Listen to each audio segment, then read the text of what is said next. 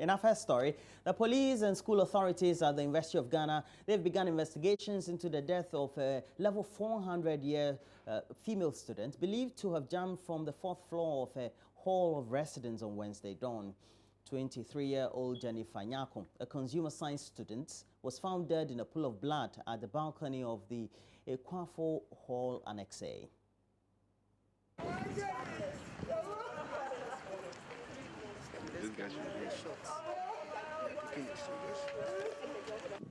I know Jennifer is a nice person. She's friendly and then she talks a lot too. And she's a bit kind of jovial too. And then what I know in particular is that she loves herself. As for that, I'm very sure about that because she would buy any type of cream to make sure her skin glows. She would do anything to make sure she looks good. I remember seeing her, but I don't know if it was in the morning yesterday or the day before yesterday. That is what I'm not too sure about. Well, I was asleep and then I heard noise, like someone was actually downstairs clapping and shouting. So I got to my balcony and then the person was like, we should make sure that all our roommates are inside. So because someone had fallen down. So I went to the veranda and I checked and I saw that the body was lying there with blood over the head, where the head was positioned. What could make a 23-year-old final year student commit suicide? That is the question that remains unanswered on the lips of family, students, and authorities of the University of Ghana who woke up to the horrific scene of Jennifer Nyako lying in a pool of blood after allegedly jumping to her death. It is unclear what may have caused her to allegedly jump or fall from that height, but some students say she has been moody and kept to herself lately. Describing the kind of person the late Jennifer was, her floor and coursemate said she was friendly and open until this semester when she turned moody. The way she was last semester, she's not on herself. You could see something is disturbing her, but I can't really tell what it is. School authorities say the police have taken over the matter and are investigating what might have caused her death. It is unconfirmed whether the late Miss Nyako was suffering from any illness or disorder. Public Relations Officer of the university, Stella Amwa, spoke with Joy News. You await the report from both the hospital, from the police, and so for the other professionals, and then we can come up with really what happened. So for the moment, we do not want to be speculative and make any assumptions. I think this is very bad news, very disheartening for the University of Ghana. Her body has since been deposited at the Legon Hospital morgue. For Joy News, Matilda Pamaga, Legon.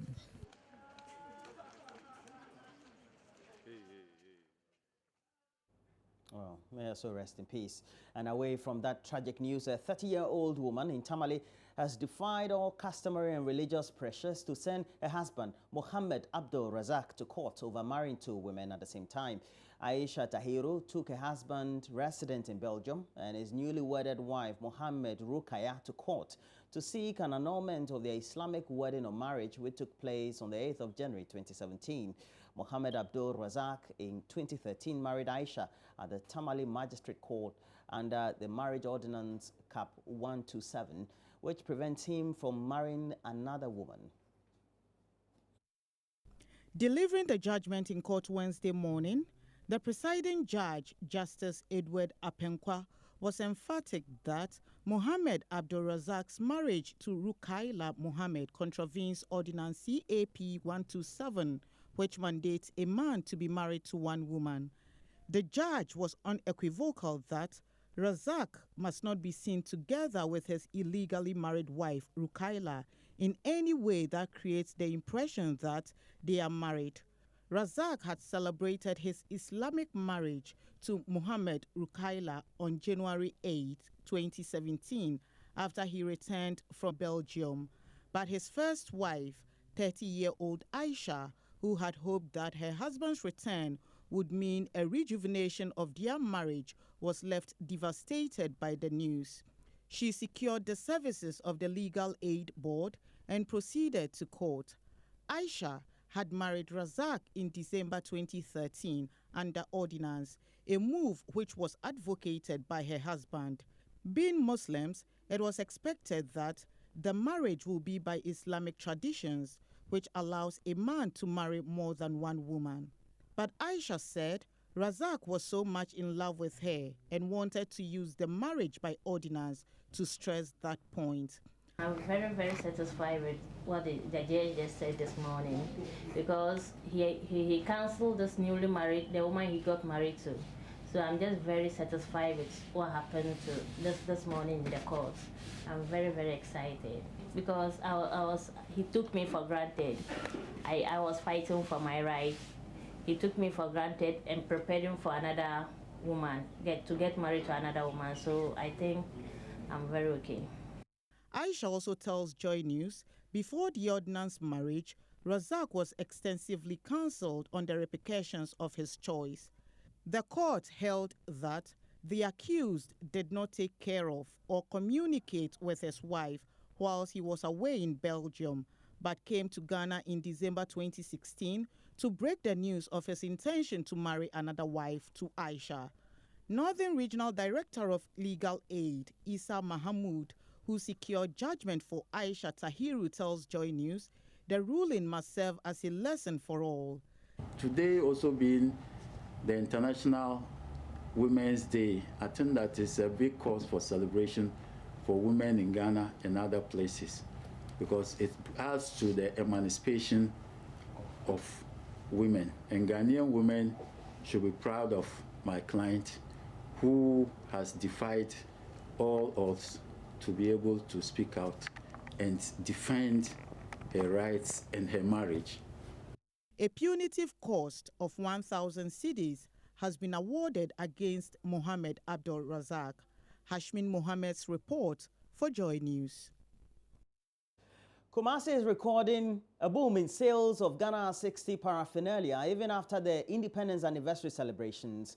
And despite complaints of high cost of the anniversary cloth, a visit to the central business district of Kumasi revealed most traders had their wares exhausted.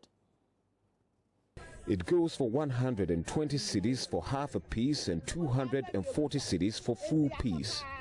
Initially, traders were reluctant to accept the products, saying it was expensive and it arrived late for the celebration. There 3 weeks and sana coffee. Slow.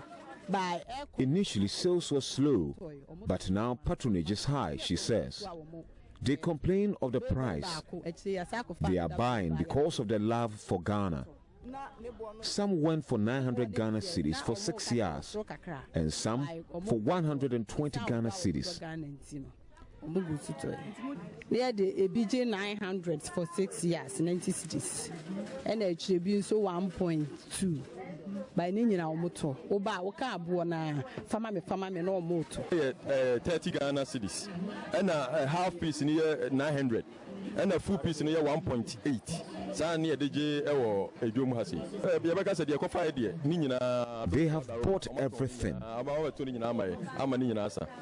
My say, a patch for me, ye be cry.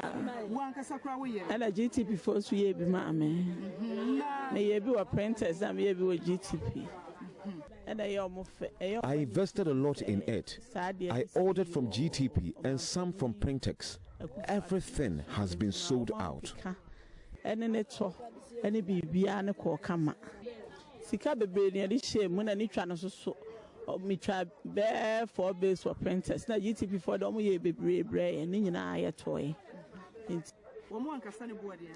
no, the Oman can send a boarding. You try 2 years, you try 1 year, Oman can send a board. Surprisingly, patronage has come largely from Ghanaians living abroad. It's all on social media, so those in abroad ordered it. I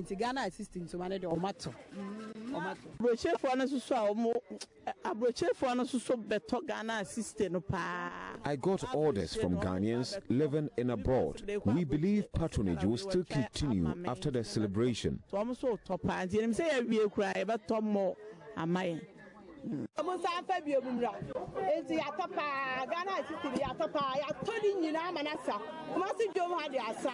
Reporting for Joy News, Kwesi Deborah. In Accra, there's massive encroachment along the Achimota rail lines as some squatters have so far put up structures very close to the rail lines. A bridge that connects part of the rail line had also collapsed, with some railway workers fixing the rail line Wednesday afternoon. The situation has so far resulted in the movement of trains on that section of the rail lines. Minister for Railways Development, Joe Gate, toured the Achimota train station to get first-hand information on the situation on the ground. Joy News' Maxwell Agbagba joined him and has come through with this report. Some squatters have put up structures some few meters away from the rail lines. The warnings on some of the structures have not deterred others from putting up similar ones. Rotten wooden sleepers, weedy rail lines and mini refuse dump have contributed to making the Achimota rail lines unattractive. Ghana's railway sector previously showed great promise, but these grounded rusty coaches give you an indication of what the situation is like now. Some pundits have criticized the creation of the new Ministry of Railway Development. They say it's unnecessary. In the absence of the officer, it's all captured. The tour, which started from the Achimota train station, ended with an interaction between the minister and the railway workers. Speaking to the media, the sector minister, Joe Gate, stated the ministry will work to revamp the sector. It's important that we work with those who have encroached on the corridor. They must understand that the standard gauge and the trains we are going to bring on board in the near future are the kind of trains that move very fast. In secondary Takoradi, what happened was that they put some form of fencing on both sides of the track. There are a lot of temporary structures along here that we must deal with. But we are not going to deal with it in a violent manner. We are going to let people understand that it's not even safe for them to be there. When you have a slow train that comes along once in a while and makes a lot of noise, you can live near the track. But if you are, the kind of trains that we are going to employ is dangerous. So, well, we are continuing our process of assessing what we need, our needs and so on.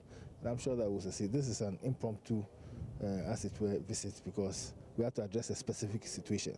But it is not within our whole framework and our plan of action. I think we'll address all these matters. The railway workers also promised to fix the broken bridge in a week. Deputy Managing Director of Engineering at the Ghana Railway Company Limited, Michael Ejay, enumerated some challenges facing the railway workers. Well, currently, apart from probably the salary, which the Honorable has already promised that he's working on it, basically some of the challenges are tools and materials to work with, And then as you can see just behind you, all these makeshift bridges that we're constructing is just some sort of innovation that is coming from us, but the proper thing has to be done. Hence, we inviting the Honorable Minister to come and have a look at it and see how best he can, help us move forward. So basically, we have a lot of challenges. We can't see all here, but spare parts is one of them, tools to work with, and other materials that will help the industry to grow. So basically, these are the challenges. Okay. We see that the railway line, a lot of them very, very weedy. We see some grounded trains also. What's the challenge with that one too? Yeah, like I said, regarding the weeding, you need cutlasses to weed. I'm not standing here to tell you we don't have cutlasses. We have cutlasses, you understand. But then, if the railway worker wants to weed, how does he weed? For instance, if the person is responsible for a 4-mile stretch, you don't expect him to walk 4 miles and go and weed and come back. We need what we call the rail car or gang trolleys to transport them from one location to the other. So these are some of the things that are missing. You don't have that? We don't have them. But the Honorable has promised that he's going to help us to get all these things. So we are very grateful.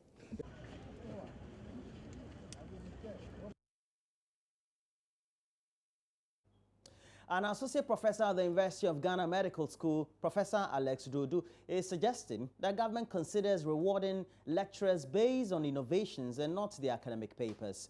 Professor Dodu believes this will encourage universities to produce research tailored to resolving societal challenges. He says The time is ripe for Ghana to harness its university expertise in solving its problems than resorting to foreign assistance. We bring you a report by Prince Apia.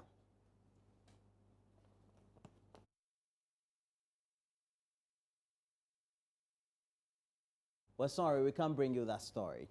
Former Shraj boss Justice Emil Short says there's no justification for the African Union to exit the international court. Some African countries like Burundi and South Africa have so far accused the ICC of undermining their sovereignty and unfairly targeting African leaders, and so have threatened to exit the International Criminal Court. Speaking at a roundtable discussion in Accra, Justice Short advised leaders on the continent to direct their energies at the Security Council of the UN and also fight towards getting the superpowers to sign up to the Rome Statute in order to be accountable. On the big powers that have not ratified the Rome Statute, so that they are also included in the membership and can be held accountable to the ICC. Okay? And force them to do that? No, you can't, but you can bring pressure by advocating that, it is not fair that they are not members, and that the reason that they are not members is because they want to, they don't want to be held accountable for crimes, international crimes committed. So it's by process of advocacy that you do it. You cannot compel them. The other thing, of course, is to reform the Security Council from what it is now. I think you have 5 permanent members. Maybe the membership, the permanent membership should be increased, and the Security Council should take a look at the situation where one member or one of the permanent members can veto any resolution, Like Russia is doing with Syria? Yeah, you see. And I think that is promoting impunity, So that's really what I think the African nations should be focusing upon, instead of saying that we don't want to be held accountable whilst we are in office, which is really not admissible, because the Rome Statute does not give immunity to any sitting head of state. Justice Emil Short also described as surprising moves by some African countries, including Ghana, to sign undertakings with the U.S. government not to hand over criminal U.S. citizens who visit the continent. That, according to Justice Emil Short, is invalid and also defeats the letter and spirit of the Rome Statute and the continent's push to exit the International Criminal Court. It's interesting to observe the U.S. has signed bilateral agreements with countries, including Ghana, extracting an undertaking from them not to hand over any American official or national who has committed a crime and is on the African soil. That also is an example of how the U.S. is doing everything possible not to be accountable or to appear before the ICC. And what I find surprising is that many African nations have agreed to sign these agreements, and you wonder whether that does not undermine or weaken their position. Is it because of the little trade benefits that you get, or what? But I think this is a very serious matter. Such agreements, in my view, are invalid in the first place. They go against the letter and spirit of the statute, and they undermine the members' obligation towards the ICC. But in the midst of, whilst African states are talking about the ICC targeting Africa. And that's it for now. But we have a lot more interaction. We'll be having in the studio Ben Abdullah. He's the chairman of Parliament's Legal Constitutional Affairs Committee, and Inusa Fusenu, Member of Parliament for Tamale Central, is a ranking member of the same committee. So we'll be looking at some key issues, and they are the legal hurdles needed to be surmounted in appointing a special prosecutor. We'll also be looking at issues of electing MMDCs, what need to be done as far as the legalities are in Parliament before we start the whole. And you know, sometimes when new governments come into power, they're already CEOs of various state agencies. They are perhaps also having their appointments revoked, etc.